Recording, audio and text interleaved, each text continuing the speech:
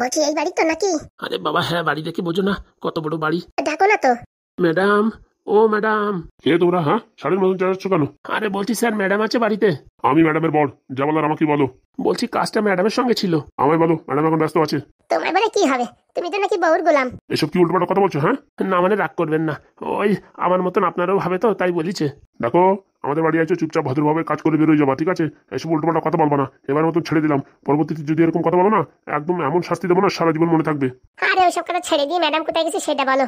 বললাম না ম্যাডাম ব্যস্ত আছে। আরে ব্যস্ত থাকলে তো হবে না, আমরাও ব্যস্ত আছি। নারকেল বেগম ম্যাডাম আমাদের বিষয় সম্পত্তি সব খাইয়ে বসে রয়েছে। কি বললে?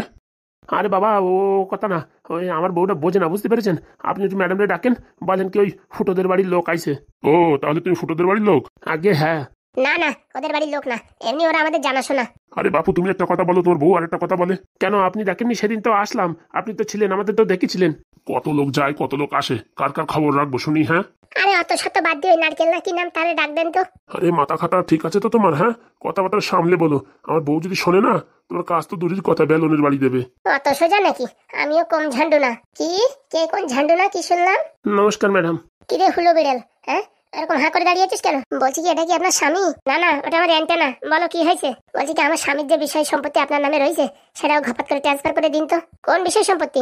আগে ম্যাডাম, ওই পাদুর দিয়ে আপনার কাছে ট্রান্সফার করাইছিলাম না ওইগুলো। তা পাদু কোথায়? পাদু তো এখনো কলেজে আছে, আসেনি তো। পাদু না আসলে কোনো কাজ হবে না। পাদু না আসলে তুমি আর আমি চিনি না, তুমি আমারে চেনো না, বুঝতে পারিস? ওইসব বলে দিলি হয়ে গেল নাকি? হ্যাঁ, আমাদের বিষয় সম্পত্তি এখন আমাদের চাই, আমাদের এক্ষুনি চাই। বলছি এ হলুদ জামা, আগে ম্যাডাম। বলছি তোর বউরি সামলা কিন্তু, বুঝছিস? আজকে একটা ভালো দিন, আমি সাজগুজ করে রয়েছি, মাথাটা খারাপ করতে চাই না, বুঝতে পারছিস? তোর বউরি নিয়ে ভালো করে এখান থেকে বিদায় হ, নয়তো কিন্তু বুঝছিস কপালে দুঃখ আছে। আমরা এখান থেকে যাবো না, জমি জায়গা আমাদের নামে ট্রান্সফার না করলি। আরে গিন্নি, তোমার তো বলিসি ও পাদু না আসলে কাজ হবে না। হবে না মানে? হ্যাঁ, ওই বিষয় সম্পত্তি না হলে আমার বৌমা বাড়ি আসবে না। তোর বৌমা বাড়ি আসবে, শ্বশুর বাড়ি যাবে না মামা বাড়ি যাবে না কাকা বাড়ি যাবে, সেসব দেখার দরকার নেই, এখান থেকে বিদায় হ। আরে গিন্নি চলো না, পাদু আসলে পারে তারপর আসবো খানে। আরে ধুর তোমার পাদু, আমাদের বিষয় সম্পত্তি আমাদের নামে করে দিন, তারপর যাবো। এই হাবল দাঁড়ায় দাঁড়ায় দেখছিস কি? ওদেরকে বাড়ি থেকে বের কর। গিন্নি আমি? আরে হ্যাঁ রে হ্যাঁ, আজকে আমার বড় তো কার সাথে ঝগড়া করবো না, মারামারি করবো না, তাই আজকে দায়িত্বটা তোর উপরে দিলাম। কেন গিন্নি? হ্যাঁ, আজকে কি বার যে তুমি ব্রত রাখিস? প্রথমত কালকে গেছে 15ই আগস্ট, দেশ স্বাধীন হয়েছে, তার জন্য একটু আজকে দিনটা চুপচাপ থাকতে চাই। উপরে আজকে আবার জন্মাষ্টমী পড়েছে, ভগবানের দিন, তার জন্য ভাবতেছি একটু চুপচাপ করে থাকবো। কিন্তু এই শালার বেটাগুলো আমাদের মোটামুটি চুপচাপ থাকতে দেবে না, যা দেখতেছি। আরে গিন্নি, তুমি চাপ নিও না, প্রথমবার আমার উপরে দায়িত্ব দিছো, দেখো আমি দায়িত্বটা কিভাবে নেবাই। হ্যাঁ তুমি নেবাও। এই হারাধন। আগে বাবু, আমার নাম হারাদন না। তোর নাম যাই হোক না কেন, তোর বৌরি নিয়ে এখান থেকে পাতলি গলি থেকে কেটে পড়। বলছি না, আজকে আমাদের জমি আমাদের নামে না করে দিলে যাবো না। বলছি আমার বৌরি চিনিস? আমার বৌরি চিনিস? আজকে তো রূপ ধরেনি, আজকে ভগবানের পুজো করছে, তার জন্য দেখ হাসি মুখী আছে, নয় তোর যদি রূপ দেখতিস না, এখনই কেন্দ্রে পালাতি। অনেক দেখেছি, আমার স্বামীর মতন আমি অত ন্যাঙা না, বুঝতে পারিস? বলছি কি মামনি, তুমি এক কাজ করো, কালকে সকালবেলা আসো। হ্যাঁ, থাল ঘটি বাটি নিয়ে। কেন থাল ঘটি বাটি নিয়ে আসবো কেন? কারণ কি আজকে আমার ব্রত তো, আজকে আমি তোমাদের প্রসাদ দিতে পারবো না, তাই কালকে তোমাদের প্রসাদ দেবো, ঠিক আছে? অত শত জানি না, আমাদের বিষয় সম্পত্তি চাই। এই কালকে উঠে তুই বুঝতে পারতেছিস না, আমার বউর আজকে ব্রত, যদি ব্রত ভাঙে যায় না, তোদের পিন্ডি চটকায় হাতে ধরাই দেবে, কিন্তু দেখতে পারবি। ও গিন্নি চলো, নারকেল বেগম ম্যাডাম যেরকম সেরকম মানুষ না, তোমার আর আমার কুষ্টি বিচার করে দিতে পারে। আরে ধুস, তুমি তোমার কুষ্টি নিয়ে থাকো তো, ছেলেটা আমার বাড়ি বিছনায় পড়ে আছে, আর এদিকে আমি মোটামুটি এইভাবে খালি হাতে ফেরত যাবো। তা কি যাওয়ার সময় কি ভাবতেছিস, হাতে হেরিকেন ধরাই দেবো তোদের? দেখো স্বামী, আজকে প্রথমবার তোমার উপরে একটা কাজ দিচ্ছি, বুঝতে পারিস? ভালোভাবে যদি করো তো ভালো, নাহলে কালকে ওদের সাথে তোমারও বাটি হাতে করবো কিন্তু। বলছি ম্যাডাম যাচ্ছি যাচ্ছি। বলছি বা ভালোভাবে বেরোয় যা, তোর জন্য আমারও খিস্তি খাবারে শুনতে হবে। ও বউ চলো বউ, কালকে আসবো। না না, আজকে আমার দরকার, লাস্টবারের মতন বলছি, এখান থেকে বেরোয় যাও। বলছি না, আমার বিশেষ সম্পত্তি আমার নামে না করে দিলে আমি যাবো না। কন্ট্রোল নারকেল বেগম, কন্ট্রোল। তখন থেকে কি চ্যাটের মাথা বলছিস কন্ট্রোল কন্ট্রোল? হ্যাঁ, তুই তো দেখতে খালি মোটা সোটা, তোরে দেখে কি আমি ভয় পাবো তাই ভাবিছিস? আরে বাবা, তুমি চেনো না, বড় বড় এমএলএ এমপি তাই ভয় পায় নারকেল বেগম ম্যাডাম রে, কলেজের প্রফেসর পর্যন্ত ভয় পায়। ও সবাই ভয় পাতি পারে, আমি ভয় পাই না। স্বামী, তোমার যে দায়িত্বটা দিলাম তা কি হলো? বলছি গিন্নি বারবার বলছি তো শুনছে না। কালকে আমার ব্রত ভাঙতেই হবে। না না, আমি চেষ্টা করছি। বলছি কি দিদি ভাই, বাড়ি চলে যাও, তোমার সাথে সাথে কেন লাস্টে আমারও ছেঁচা পড়ে, বুঝতে পারিস? যাও যাও বাড়ি যাও। পুরা মুখে নির্বংশী, হ্যাঁ, তোর লজ্জা শরম নাই? বউর গোলামি করিস, বউ যা বলছে তাই শুনিস? হ্যাঁ, তোর কি স্বভাব? হ্যাঁ, লজ্জা করে না? এরকম একটা মানুষ হয়েছিস তুই যে বউরি কন্ট্রোল করতে পারিস না? কেন, তোমার স্বামী কি তোমার কন্ট্রোল করেছে? তোমার স্বামী তো হেরে যাচ্ছে তোমার কাছে। তোর বউরি ভালোভাবে বল, আমাদের নামে জমি জমা করে দিতে আমরা চলে যাচ্ছি। আরে বারবার বলছে তো, পাদু আসলি পারে পাদুর সঙ্গে, তখন এসো করে দেবে। এখনই দরকার। ভাবিছিলাম আজকের দিন ব্রত থাকবো, এই শালাকের জন্য আর ব্রত থাকা হবে না। এই নারকেল, এই তোর ভয় পায়নি কি? আয় আয়, কত ক্ষমতা আছে, আয়, গুদুম করে এক নাকে ঘুষি মারবো না, তোর নাকের বারান্দা কেঁপে যাবে। তখন থেকে শালা পোড়ামুখী নির্বংশী বলছি বাড়ি যা বাড়ি যা, শুনছিস না তো? দাঁড়া দেখ কি করবি তুই আমার কি করবি? উড়ি মারে, উড়ি বাবারে, কি মার দিলে হারাম যাবি। তখন থেকে বলেছিস তোর ব্রত, হ্যাঁ শুনছিস না আমার কথা? দেখ এখন কেমন লাগে। উড়ি মারে, উড়ি বাবারে, তোমকে নি ওদের মারছো মারো, আমার মারছো কেন? হারাম যাবো, তোর একটা দায়িত্ব দিছি, হ্যাঁ তুই এর কাছে ভিক্ষে চাচ্ছিস, হ্যাঁ তুই ভিক্ষে চাচ্ছিস? হোমা মরে গেলাম রে, মরে গেলাম। উড়ি বাবারে, উড়ি মারে, ছেড়ে ম্যাডাম ছেড়ে দাও, গলা নদী করে টেনে না ছেড়ে দাও। উড়ি বাবারে, হ্যাঁ চশমা ভেঙে যাবে, চশমা ভেঙে যাবে। বারবার বলছি কালকে শুনিস না, এখন দেখ কেমন লাগে। ও স্বামী, বাচ্চাও দেখো আমার নদী টেনে ধরেছে। তোর কতবার করে বলেছি নারকেল বেগম ম্যাডামের পিছনে লাগিস না, শুনলি না তো? দেখ এখন নিজেও মারতেছিস, আমারও মারতেছিস। বলছি ম্যাডাম, আপনার পাটা সরাই নিন, নালি কিন্তু কচি অদমের পা ভেঙে যাবে। আমার ছাড়ো, আমার কলা ধরে টানিয়ে ধরিস কেন? সব করার আজ তো হাত কালাম দেবো, আমার ব্রত ভাঙিছিস। দেখ তোদের একদিন কি আমার একদিন। বাবা মরে গেলাম রে, মরে গেলাম, ছেড়ে দেখে পাচ্ছিস। কতবার বলিসলাম আসিস না রে, আসিস না, শুনলো না। বাবা সত্যি পাদু, আমার জীবনে এই প্রথমবার এমন একটা স্টুডেন্ট পেয়েছি আমার মন মতন। বলছি স্যার সব প্রশ্নের উত্তর সঠিক হয়েছে? একদম টকাটক। এত বছর ধরে আমি এই কলেজের প্রফেসর, কিন্তু এরকম স্টুডেন্ট দেখিনি। প্রত্যেকটা বারে আমি যেবার তোমায় প্রবলেম সলভ করতে দিয়েছি একদম রাইট সলভ করেছো। আমি প্রথম ভেবেছিলাম গ্রাম থেকে এসছো, কি করে কি টুকলি ফুকলি করে হয়তো ফার্স্ট র্যাঙ্ক এনেছো, কিন্তু সত্যি যা তোমার ট্যালেন্ট এর মোটামুটি মানে ধারণার বাইরে। বলছি পাদু, তুমি কটা টিউশন নিয়েছো? না স্যার, একটাও টিউশন নিইনি। সত্যি তোমার মাথায় অসাধারণ বুদ্ধি। কারণ কি আমি এই কোশ্চেনগুলো প্রত্যেকবার এক্সামে দিই, কেউ না কেউ মোটামুটি কোথাও না কোথাও ভুল করে, কিন্তু তুমি প্রথমবারই সব সলভ করে দিয়েছো। তুমি আমার মন জয় করে নিয়েছো। বলছি কি স্যার, পার্ট টাইম কোনো কাজ আছে? পার্ট টাইম কাজ মানে? যদি কোনো কোশ্চেন তৈরি করতে হয় বা অন্যান্য ক্লাসের মোটামুটি ক্লাস নিতে হয়, সেসব কাজ আমায় দিতে পারেন। আরে বাবা, তোমার পড়ার অনেক চাপ, তুমি তো সময় পাবে না। আর উপর থেকে তোমার কোনো টিউশনও নেই। না স্যার, আমি একটু ব্যস্ত থাকতে চাই, কারণ কি আমার মাথায় একটু এখন টেনশন আছে। তোমার মাথায় এত টেনশন, তাও এত ভালো পড়াশোনা করেছো? বলছি স্যার, আমি চাই আমার মতন আরো অনেক স্টুডেন্ট এই কলেজ থেকে ভালো রেজাল্ট করে বেরোক, তাই আমি পার্ট টাইম অন্যান্য ছাত্রদের পড়াতে চাই।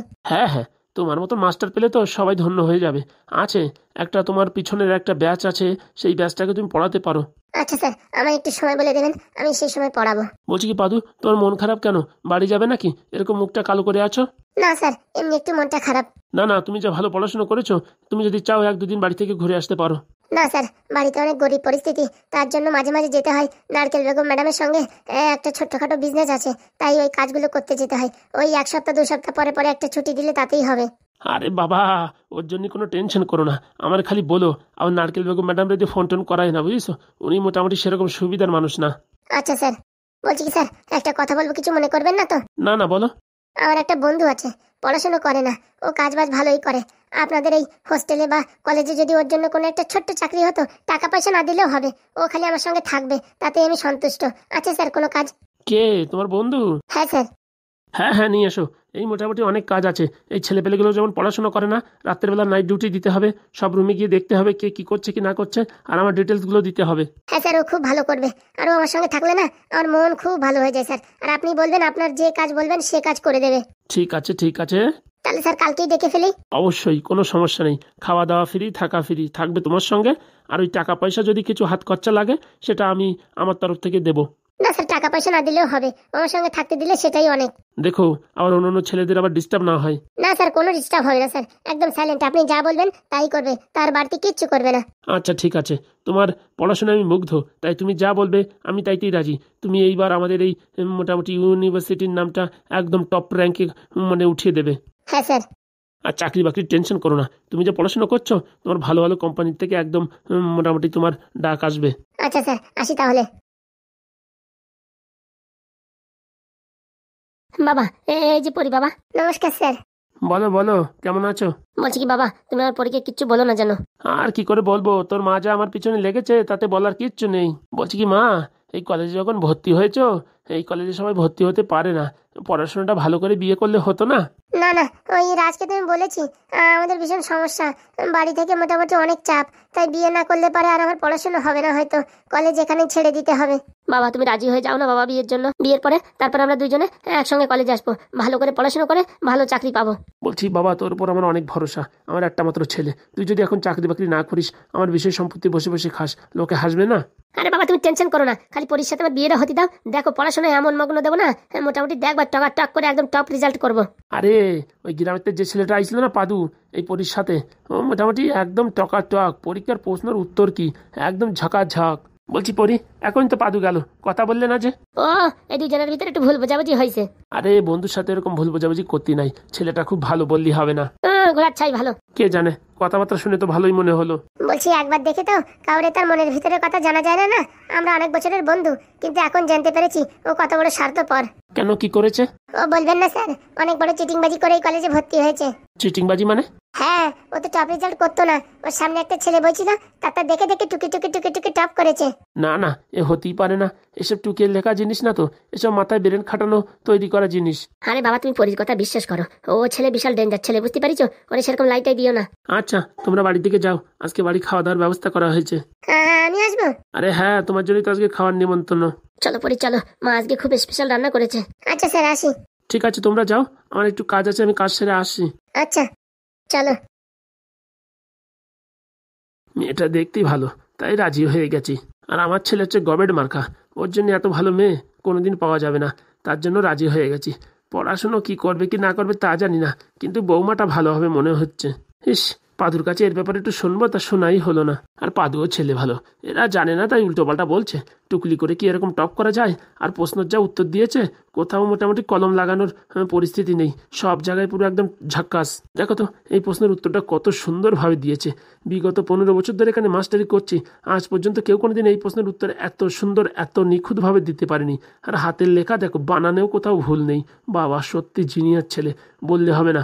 এ বলে না, গোবরে পদ্ম ফুল ফোটে, সেই কেস হয়েছে। মানে গরিব ঘরে পদ্ম ফুল জন্ম হয়েছে, বললি হবে না। এরপরে ভগবানের অনেক কৃপা আছে, নালে এই এত বড় বড় প্রশ্ন, এত টাফ প্রশ্ন টিউশন ছাড়া কি করে সলভ করে বাবা। মাঝে মাঝে আমার তাই গুগলে একটু সার্চিং করতে হয়। যাই দেখি, বাড়ির দিক যাই।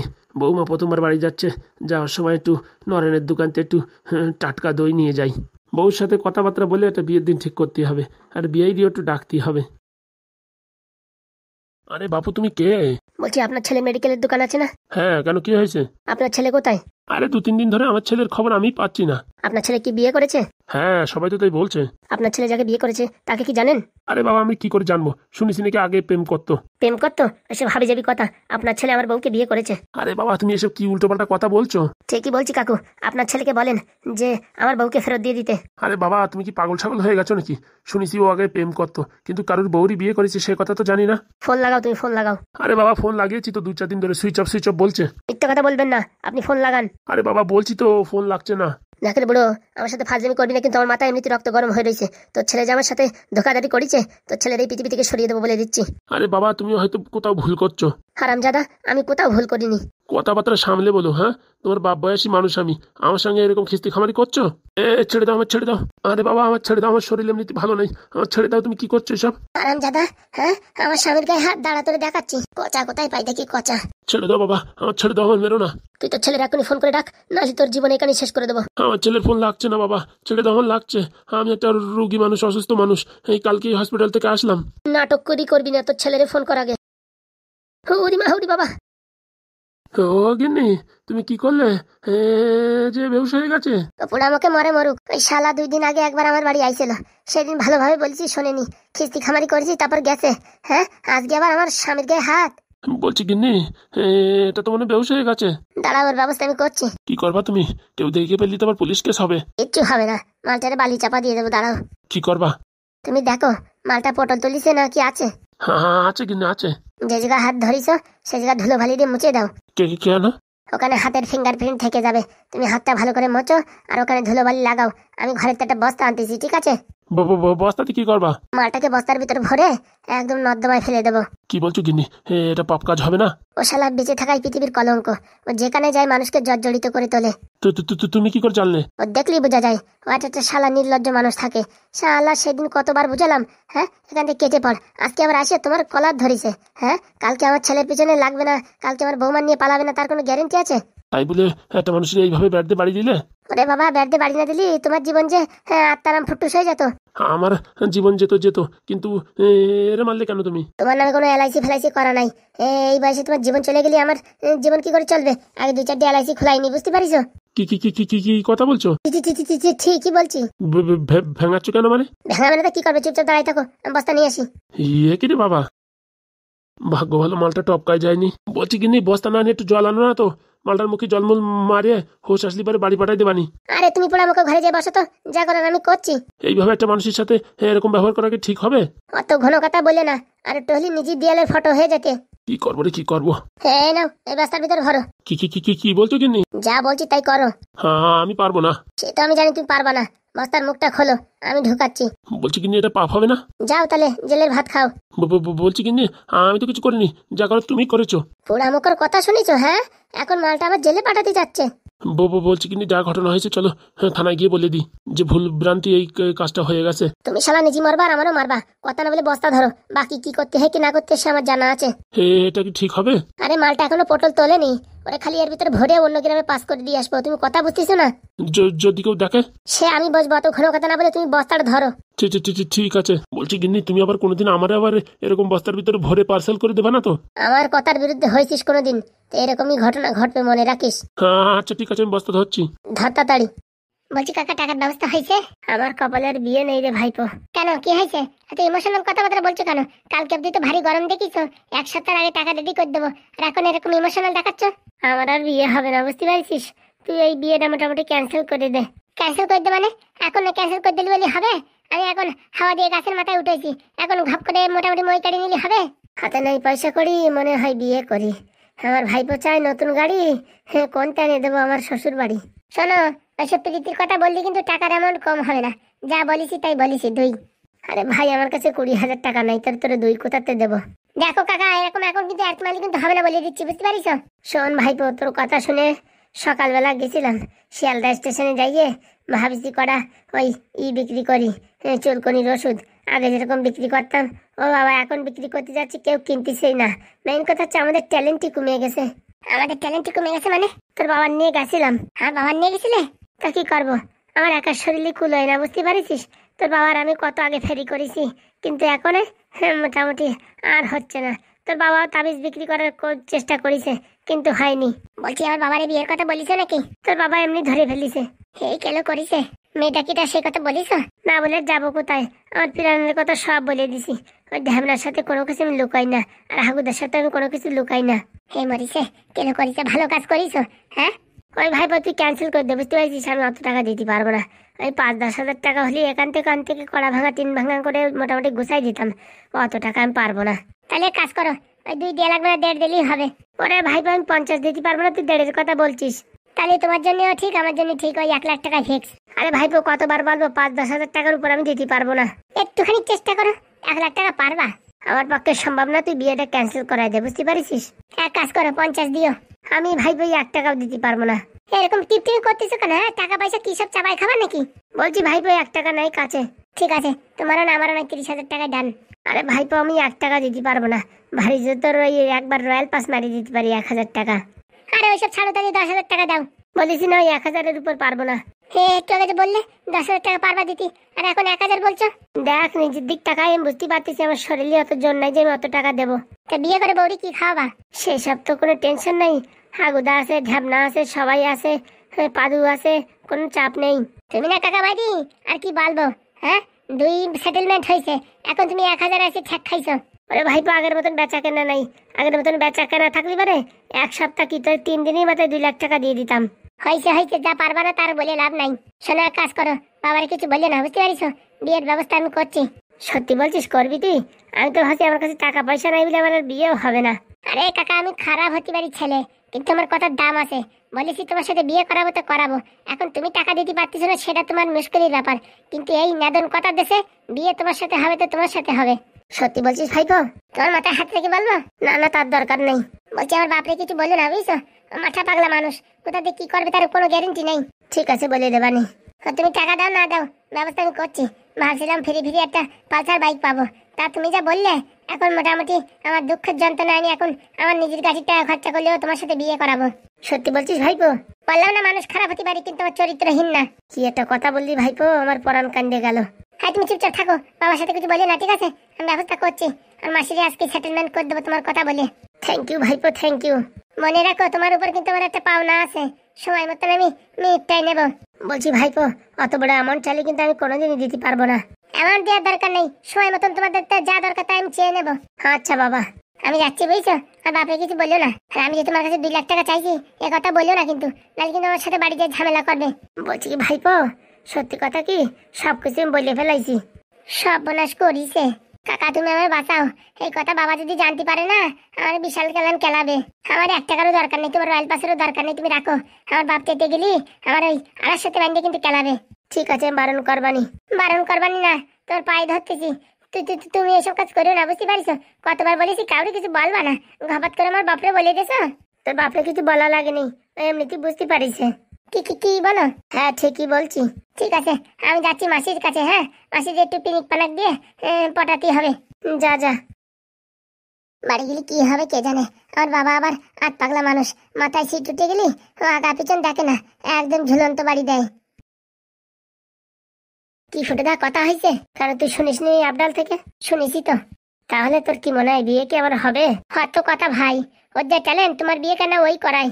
আমারও তাই মন বলছে। পাদু আসলে তো একটা কথাবার্তা বলা যেত, কবে আসে কে জানে। না না, ও পড়াশোনা করুক, ওর ডিস্টার্ব করার দরকার নেই। বলছি ভাই সত্যি করে বলতো, আমার দেখে কি মনে হয় আমার বিয়ের ফুল ফুটিছে? তোমার দেখে মনে হয় তোমার 3-4টে বিয়ের ফুল ফুটিছে। কি কি কি কি কি কথা বলছিস? আরে বাবা ঠিকই বলছি। সত্যি? 3 সত্যি 3 সত্যি 3 সত্যি হয়েছে।